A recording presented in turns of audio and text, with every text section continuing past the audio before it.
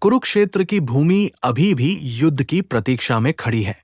चारों ओर सेनाएं हैं, शंखनाद की गूंज है और अस्त्र शस्त्रों की चमक है। लेकिन इन सब के बीच कृष्ण अर्जुन को एक ऐसे विषय की ओर ले जाते हैं जो युद्ध से बिल्कुल विपरीत प्रतीत होता है, ध्यान। ये अध्याय हमें बताता है कि युद्ध केवल बाहर नहीं होता, सबसे बड़ा युद्ध भीतर चलता है और उस युद्ध को जीतने का मार्ग है ध्यान योग।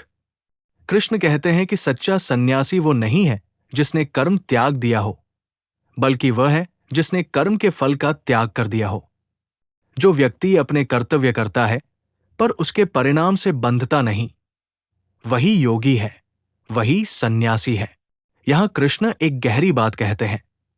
त्याग का अर्थ कर्म छोड़ना नहीं, आसक्ति छोड़ना है। यही योग की पहली सीढ़ी है। अर्जुन सुनता है और समझता है कि योग कोई जंगलों में बैठने की प्रक्रिया नहीं, बल्कि संसार में रहते हुए स्वयं को साधने का नाम है। कृष्ण कहते हैं कि जिसने अपने मन को जीत लिया वही स्वयं का मित्र है, लेकिन जिसने अपने मन को नियंत्रित नहीं किया वही स्वयं का शत्रु बन जाता है। यह पंक्ति गीता की सबसे कठोर सच्चाइयों में से एक है। आपका सबसे बड़ा मित्र भी आप है और सबसे बड़ा शत्रु भी। कृष्ण आगे बताते हैं कि योगी वही है जो सुख और दुख, मान और अपमान, मित्र और शत्रु सबको समान दृष्टि से देखता है। यह समानता उदासीनता नहीं है, बल्कि गहन संतुलन है। योगी संसार से भागता नहीं, वो संसार में रहकर भी संसार के प्रभाव से ऊपर उठ जाता है। अब कृष्ण ध्यान की वास्तविक प्रक्रिया समझाते हैं। वे कहते हैं, एकांत स्थान चुनो, न बहुत ऊंचा न बहुत नीचा आसन बनाओ। वहां बैठकर शरीर, गर्दन और सिर को सीधा रखो। दृष्टि को नासिका के अग्रभाग पर स्थिर करो। मन को एकाग्र करो और भय तथा कामनाओं से मुक्त होकर ध्यान में बैठो।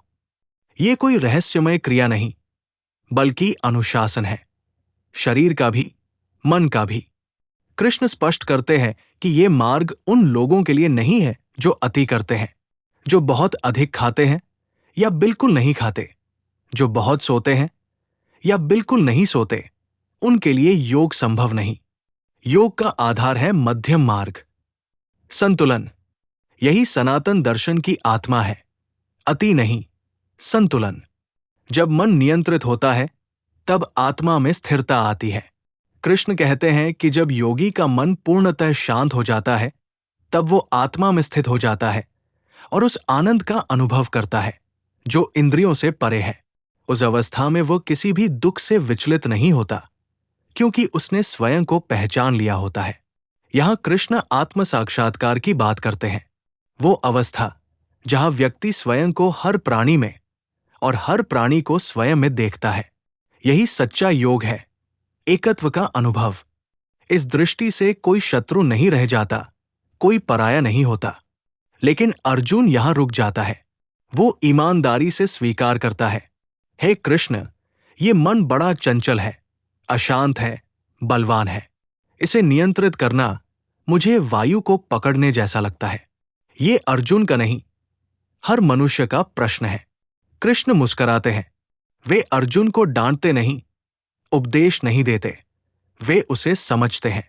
वे कहते हैं, हां, मन निश्चय ही चंचल है, लेकिन अभ्यास और वैराग्य से इसे वश में किया जा सकता है।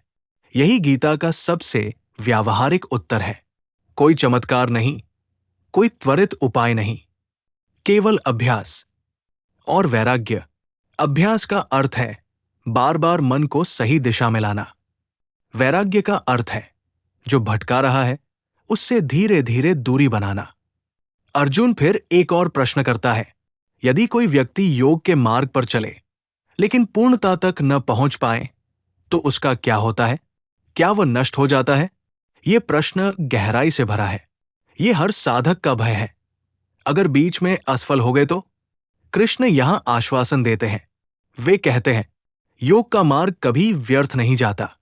जो थोड़ा भी इस मार्ग पर चलता है वो भी महान भय से मुक्त हो जाता है। ऐसा साधक अगले जन्म में फिर से उसी स्थान से आगे बढ़ता है। कृष्ण स्पष्ट कहते हैं, न तो यहां उसका विनाश होता है, न परलोक में। धर्म का मार्ग कभी हानि नहीं करता। यहां गीता कर्मफल, पुनर्जन्म और आध्यात्मिक निरंतरता का सुंदर समन्वय प्रस्तुत करती है। ये अध्याय भय को समाप्त करता है। ये कहता है, सच्चा प्रयास कभी नष्ट नहीं होता। अध्याय के अंत में कृष्ण कहते हैं कि सभी योगियों में श्रेष्ठ वह है जो श्रद्धा के साथ मुझे अपने भीतर स्थित करता है।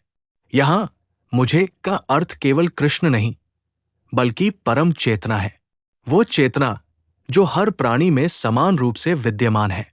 अध्याय 6 हमें यह सिखाता है कि ध्यान कोई पलायन नहीं है। यह संसार से भागना नहीं, बल्कि संसार को सही दृष्टि से देखना है। ये अध्याय बताता है कि आत्मसंयम ही स्वतंत्रता है और मन की विजय ही सबसे बड़ा युद्ध है। कुरुक्षेत्र की रणभूमि पर खड़े अर्जुन को कृष्ण ये सिखा रहे हैं कि युद्ध जीतने से पहले स्वयं को जीतना आवश्यक है, क्योंकि जो स्वयं से हार गया वो संसार जीत कर भी हार जाएगा। यही ध्यान योग का सार है। यही अध्याय 6 का संदेश है।